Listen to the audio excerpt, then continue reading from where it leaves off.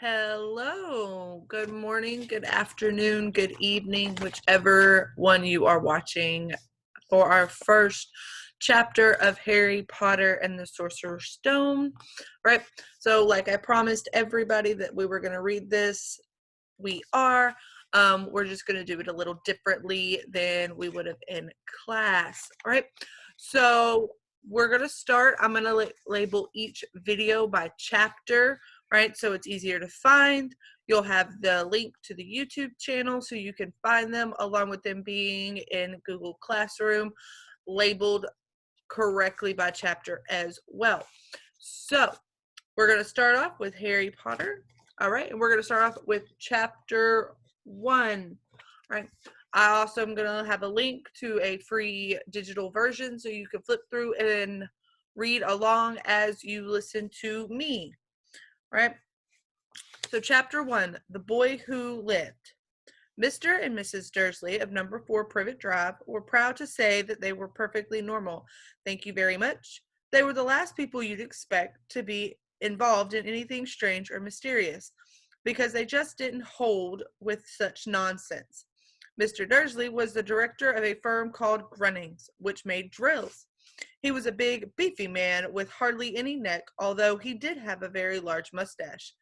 Mr. Dursley was thin. Mrs. Dursley was thin and blonde and had nearly twice the usual amount of neck, which came in very useful as she spent so much of her time craning over garden fences, spying on the neighbors. The Dursleys had a small son called Dudley, and in their opinion, there was no finer boy anywhere. The Dursleys had everything they wanted, but they also had a secret, and their greatest fear was that somebody would discover it. They didn't think they could bear it if anyone found out about the Potters. Mrs. Potter was Mrs. Dursley's sister, but they hadn't met for several years. In fact, Mrs. Dursley pretended she didn't have a sister, because her sister and her good-for-nothing husband were as un-Dursley-ish as it was possible to be. The Dursleys shuddered to think that the neighbors would say if the Potters arrived in the street. The Dursleys knew that the Potters had a small son too, but they had never seen him. This boy was another good reason for keeping the Potters away. They didn't want Dudley mixing with a child like that. When Mr. and Mrs. Dursley woke up on the dull gray Tuesday our story starts, there was nothing but the cloudy sky outside to suggest that strange and mysterious things would soon be happening all over the country. Mr. Dursley hummed as he picked out his most boring tie for work, and Mrs. Dursley gossiped away happily as she wrestled a screaming Dudley into his high chair. None of them noticed a large tawny owl flutter past the window. At 8:30, Mr. Dursley picked up his briefcase, pecked Mrs. Dursley on the cheek, and tried to kiss Dudley goodbye, but missed, because Dudley was now having a tantrum and throwing his cereal at the walls. Little tyke, chortled Mr. Dursley as he left the house. He got into his car and backed out of number 4's drive. It was on the corner of the street that he noticed the first sign of something peculiar: a cat reading a map. For a second, Mr. Dursley didn't realize what he had seen. Then he jerked his head around to look again. There was a tabby cat standing on the corner of Privet Drive, but there wasn't a map in sight. What could he have been thinking of? It must have been a trick of the light. Mr. Dursley blinked and stared at the cat. It stared back at Mr. Dursley. As Mr. Dursley drove around the corner and up the road, he watched the cat in his mirror. It was now reading the sign that said Privet Drive. No, looking at the sign. Cats couldn't read maps or signs. Mr. Dursley gave himself a little shake and put the cat out of his mind. As he drove toward town, he thought of nothing except a large order of drills he was hoping to get that day. But on the edge of town, drills were driven out of his mind by something else. As he sat in the usual morning traffic jam, he couldn't help but noticing that there seemed to be a lot of strangely dressed people about. People in cloaks. Mr. Dursley couldn't bear people who dressed in funny clothes. the get-ups you saw on young people. He supposed this was some stupid new fashion. He drummed his fingers on the steering wheel, and his eyes fell on a huddle of these weirdos standing quite close by. They were whispering excitedly together. Mr. Dursley was enraged to see that a couple of them weren't young at all. Why, that man had to be older than he was, and wearing an emerald green cloak. The nerve of him! But then it struck Mr. Dursley that it was probably some silly stunt. These people were obviously collecting for something. Yes, that would be it. The traffic moved on, and a few minutes later, Mr. Dursley arrived in the Grunnings parking lot, his mind back on drills. Mr. Dursley always sat with his back to the window in his office on the 9th floor. If he hadn't, he might have found it harder to concentrate on grills that morning. He didn't see the owls swooping past in broad daylight, though people down in the street did. They pointed and gazed open-mouthed as owl after owl sped overhead. Most of them had never seen an owl even at nighttime. Mr. Dursley, however, had a perfectly normal owl-free morning. He yelled at 5 different people. He made several important telephone calls and shouted a bit more. He was in a very good mood until lunchtime, when he thought he'd stretch his legs and walk across the road to buy himself a bun from the bakery. He'd forgotten all about the people in cloaks until he passed a group of them next to the baker's. He eyed them angrily as he passed. He didn't know why, but they made him uneasy. This bunch were whispering excitedly too, and he couldn't see a single collection tin. It was on his way back past them, clutching a large donut in a bag, that he caught a few words of what they were saying. The Potters, that's right. That's what I heard. Yes, their son Harry. Mr. Dursley stopped dead. Fear flooded him. He looked back at the whisperers as if he wanted to say something to them, but thought better of it. He dashed back across the road, hurried up to his office, snapped at his secretary not to disturb him, seized his telephone, and had almost finished dialing his home number when he changed his mind. He put the receiver back down and stroked his mustache, thinking, no, he was being stupid. Potter wasn't such an unusual name. He was sure there were lots of people called Potter who had a son called Harry. Come to think of it, he wasn't even sure his nephew was called Harry. He'd never seen the boy. It might have been Harvey, or Harold. There was no point in worrying Mrs. Dursley. She always got so upset at any mention of her sister. He didn't blame her. If he'd had a sister like that, but all the same, those people in cloaks. He found it a lot harder to concentrate on drills that afternoon, and when he left the building at 5 o'clock, he was still so worried that he walked straight into someone just outside the door. Sorry, he grunted, as the tiny old man stumbled and almost fell. It was a few seconds before Mr. Dursley realized that the man was wearing a velvet cloak. He didn't seem at all upset at being almost knocked to the ground. On the contrary, his face split into a wide smile, and he said in a squeaky voice that made passersby stare, "Don't be sorry, my dear sir, for nothing could upset me today. Rejoice, for you know who has gone at last. Even muggles like yourself should be celebrating this happy, happy day." And the old man hugged Mr. Dursley around the middle and walked off. Mr. Dursley stood rooted to the spot. He had been hugged by a complete stranger. He also thought he had been called a muggle, whatever that was. He was rattled. He hurried to his car and set off for home, hoping he was imagining things which he had never hoped before because he didn't approve of imagination. As he pulled into the driveway of number 4, the first thing he saw, and it didn't improve his mood, was the tabby cat he'd spotted that morning. It was now sitting on his garden wall. He was sure it was the same one. It had the same markings around its eyes. "Shoo!" said Mr. Dursley loudly. The cat didn't move. It just gave him a stern look. Was this normal cat behavior? Mr. Dursley wondered, trying to pull himself together. He let himself into the house. He was still determined not to mention anything to his wife. Mrs. Dursley had had a nice, normal day. She told him over dinner all about Miss Next Door's problems with her daughter and how Dudley had learned a new word, won't. Mr. Dursley tried to act normally. When Dudley had been put to bed, he went into the living room in time to catch the last report on the evening news. And finally, bird watchers everywhere have reported that the nation's owls have been behaving very unusually today. Although owls normally hunt at night and are hardly ever seen in daylight, there have been hundreds of sightings of these birds flying in every direction since sunrise. Experts are unable to explain why the owls have suddenly changed their sleeping pattern. The newscaster allowed himself a grin. Most mysterious. And now over to Jim McGruffin with the weather. Going to be any more showers of owls tonight, Jim? Well, Ted, said the weatherman, I don't know about that, but it's not only the owls that have been acting oddly today. Viewers as far apart as Kent and Yorkshire and Dundee have been phoning in to tell me that instead of the rain I promised yesterday, they've had a downpour of shooting stars.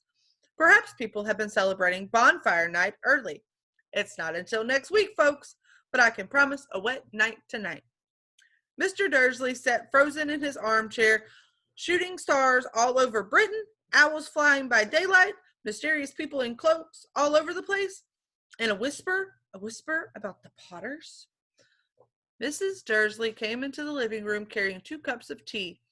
It was no good. He'd have to say something to her. He cleared his throat nervously. Petunia, dear, you haven't heard from your sister lately, have you? As he had expected, Mrs. Dursley looked shocked and angry. After all, they normally pretended she didn't have a sister. No, she said sharply. Why? Funny stuff on the news, Mr. Dursley mumbled. Owls, shooting stars, and there were a lot of funny-looking people in town today. So, snapped Mrs. Dursley. Well, I just thought maybe it was something to do with, her crowd. Mrs. Dursley sipped her tea through pursed lips. Mr. Dursley wondered whether he dared tell her he'd heard the name Potter. He decided he didn't dare. Instead, he said, as casually as he could, their son. He'd be about Dudley's age now, wouldn't he? I suppose so, said Mrs. Dursley stiffly. What's his name again? Howard, isn't it? Harry. Nasty common name, if you ask me. Oh, yes, said Mr. Dursley, his heart sinking horribly. Yes, I quite agree. He didn't say another word on this subject as they went upstairs to bed.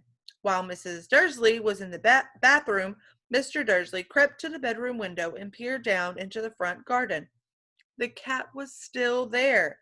It was staring down Privet Drive as though it were waiting for something.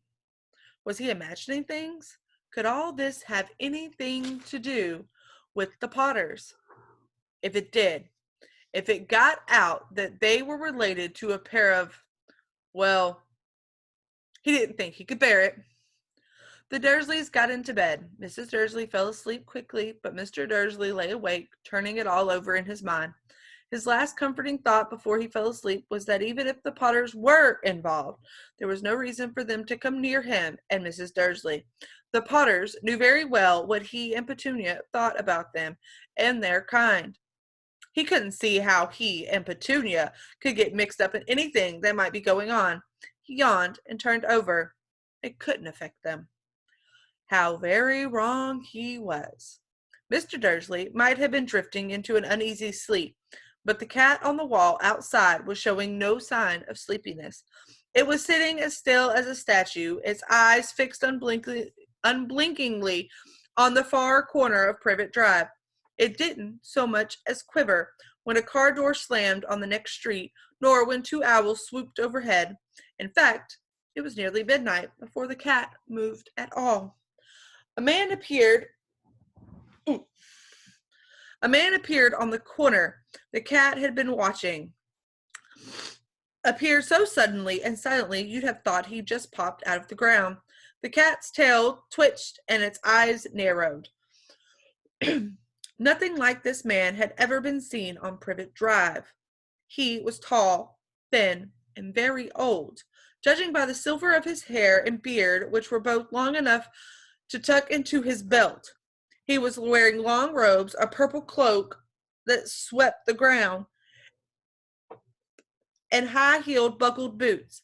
His blue eyes were light, bright, and sparkling behind half-moon spectacles, and his nose was very long and crooked, as though it had been broken at least twice. This man's name was Albus Dumbledore. Albus Dumbledore didn't seem to realize that he had just arrived in a street where everything from his name to his boots was unwelcome. He was busy rummaging in his cloak, looking for something. But he did seem to realize he was being watched, because he looked up suddenly at the cat, which was still staring at him from the other end of the street. For some reason, the sight of the cat seemed to amuse him. He chuckled and muttered, "I should have known." He found what he was looking for in his inside pocket. It seemed to be a silver cigarette lighter. He flicked it open, held it up in the air, and clicked it. The nearest street lamp went out with a little pop. He clicked it again. The next lamp flickered into darkness. 12 times he clicked the put-outer until the only lights left on the whole street were 2 tiny pinpricks in the distance, which were the eyes of the cat watching him. If anyone looked out of their window now, even beady-eyed Mrs. Dursley, they wouldn't be able to see anything that was happening down on the pavement. Dumbledore slipped the putter-outer back inside his cloak and set off down the street toward number 4, where he sat down on the wall next to the cat. He didn't look at it, but after a moment he spoke it. "Fancy seeing you here, Professor McGonagall." He turned to smile at the tabby, but it had gone. Instead, he was smiling at a rather severe-looking woman who was wearing square glasses exactly the shape of the markings the cat had had around its eyes. She, too, was wearing a cloak, an emerald one. Her black hair was drawn into a tight bun. She looked distinctly ruffled. "How did you know it was me?" she asked. "My dear Professor, I've never seen a cat sit so stiffly."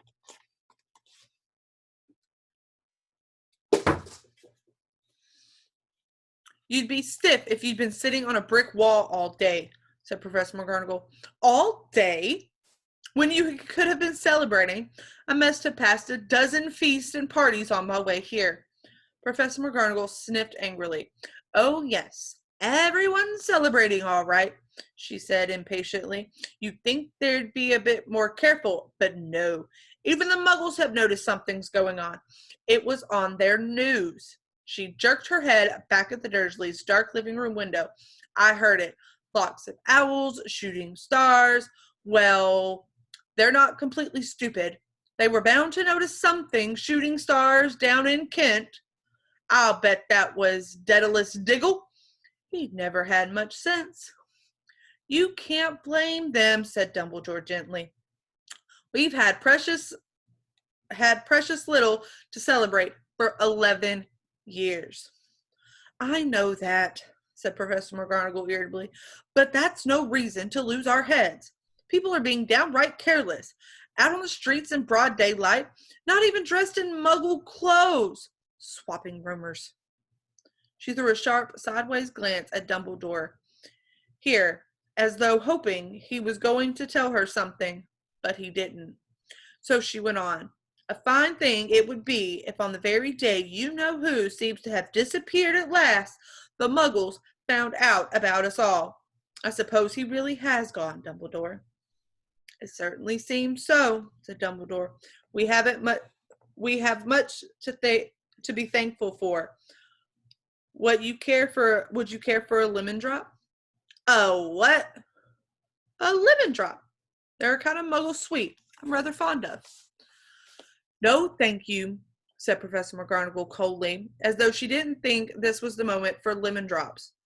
"As I say, even if you know who has gone, my dear Professor, surely a sensible person like yourself can call him by his name.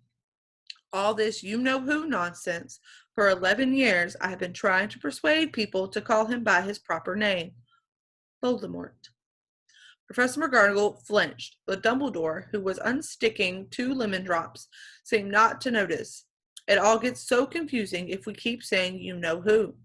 I have never seen any reason to be frightened of saying Voldemort's name. I know you haven't, said Professor McGonagall, sounding half exasperated, half admiring. But you're different. Everyone knows you're the only one you know who. Oh, all right. Voldemort was frightened of. You flatter me, said Dumbledore calmly. Voldemort had powers I will never have. Only because you're too, well, noble to use them. It's lucky it's dark. I haven't blushed so much since Madame Pomfrey told me she liked my new earmuffs.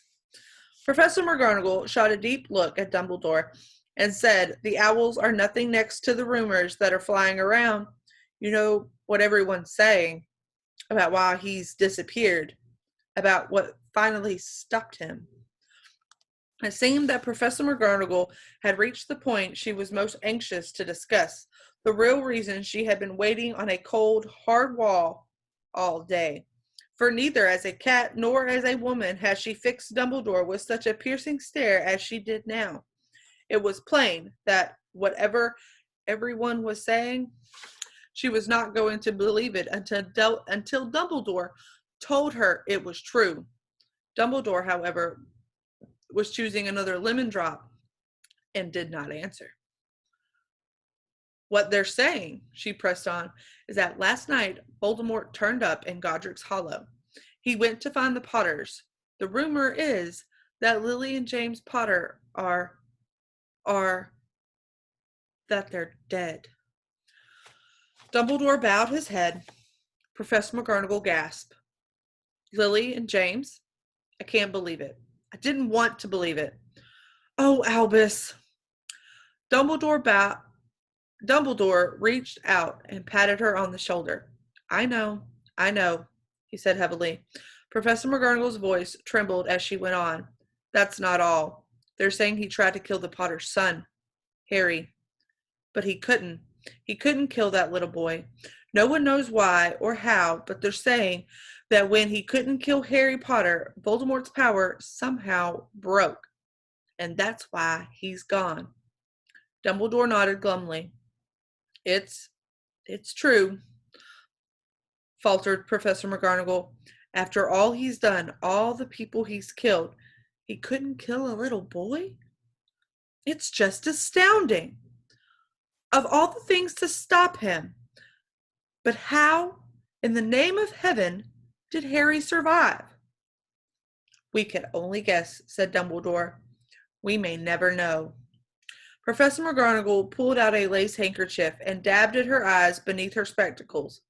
Dumbledore gave a great sniff as he took a golden watch from his pocket and examined it.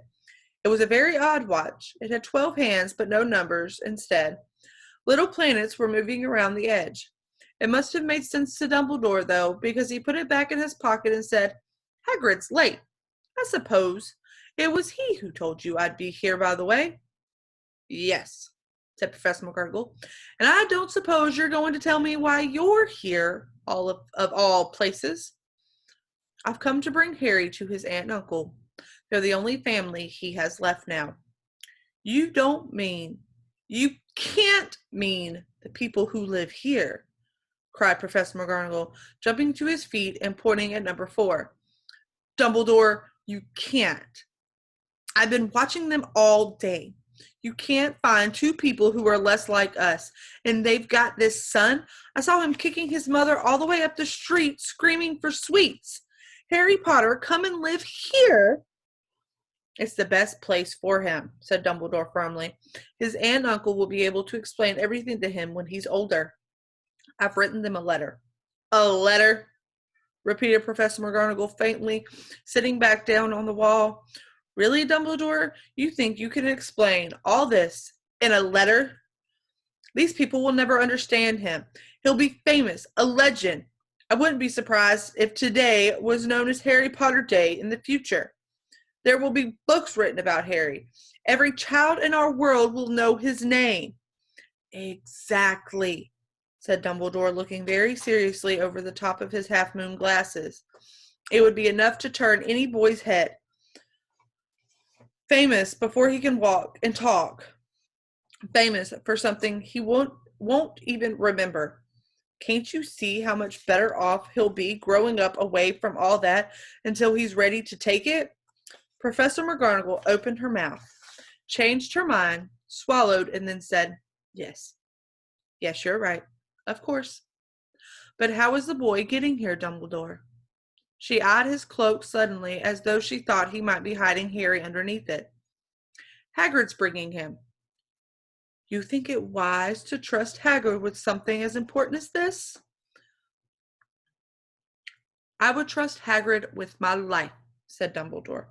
I'm not saying his heart isn't in the right place, said Professor McGonagall grudgingly, but you can't pretend he's not careless. He does tend to... What was that? A loud rumbling sound had broken the silence around them. It grew steadily louder as they looked up and down the street for some sign of a headlight. It swelled to a roar as they both looked up at the sky, and a huge motorcycle fell out of the air and landed on the road in front of them.